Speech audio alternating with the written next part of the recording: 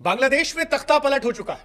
बांग्लादेश की 4 बार की प्रधानमंत्री और वहां के फादर ऑफ नेशन की बेटी शेख हसीना को बांग्लादेश से भागकर इंडिया में शरण लेनी पड़ी। बांग्लादेश में हिंसा के बाद शेख हसीना प्रधानमंत्री पद से इस्तीफा देने के बाद भारत पहुंच गई हैं। को पीएम पद से इस्तीफा देने वाली शेख हसीना का विमान लंदन जाने के दौरान नई दिल्ली। अस्सलाम वालेकुम नाज़रीन, शेख हसीना ने इस्तीफा देकर बांग्लादेश से भारत भाग गई। उस पर इंडियन मीडिया ने रिएक्शन दिया है। चलते हैं मुकम्मल वीडियो की जानिब।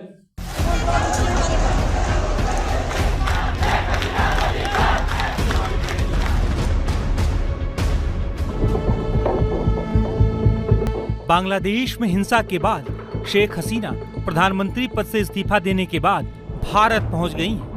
मीडिया रिपोर्ट्स के मुताबिक शेख हसीना ढाका से सीधे दिल्ली से सटे गाजियाबाद के हिंडन एयरबेस पहुंची हैं। मीडिया रिपोर्ट्स की माने तो आज शाम करीब 5:45 पर शेख हसीना का विमान हिंडन एयरबेस पर उतरा। सूत्रों के मुताबिक बांग्लादेश में जारी हिंसा और बवाल के बीच शेख हसीना के कार्यालय और वहां की आर्मी की तरफ से भारत से संपर्क साधा गया था।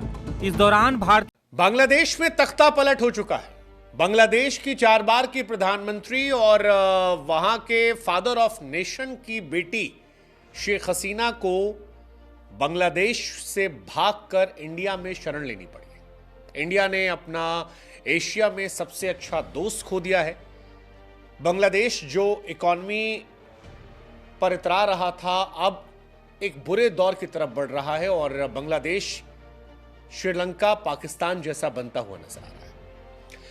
बांग्लादेश के प्रधानमंत्री आवास में हमने देखा कि लड़के घुस गए, बेड पे जाकर आराम फरमाया, संसद में तोड़फोड़ की।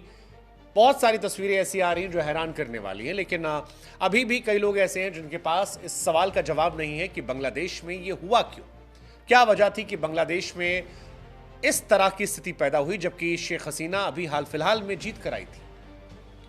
आज इस वीडियो में हम आपको 3 वजह बताने वाले हैं जिस वजह से बांग्लादेश के अंदर यह स्थिति है। 60 दिनों के अंदर बांग्लादेश में बड़े पैमाने पर सरकार विरोधी प्रदर्शन के बाद सोमवार को पीएम पद से इस्तीफा देने वाली शेख हसीना का विमान लंदन जाने के दौरान नई दिल्ली के पास यानी कि गाजियाबाद स्थित हिंडन एयरबेस पर उतरा, जहां से वो लंदन के लिए कहा जा रहा है। हालांकि सूत्र बता रहे हैं कि वो रवाना हो सकती हैं।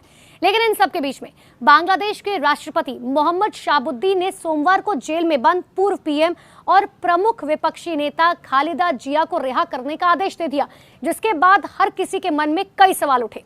देखिए, देश में फैली अराजकता के बीच उनकी कट्टर प्रतिद्वंदी शेख हसीना के देश छोड़कर भागने और सेना के द्वारा सत्ता अपने हाथ में लेने के कुछ ही घंटों के बाद यह कदम उठा दिया गया।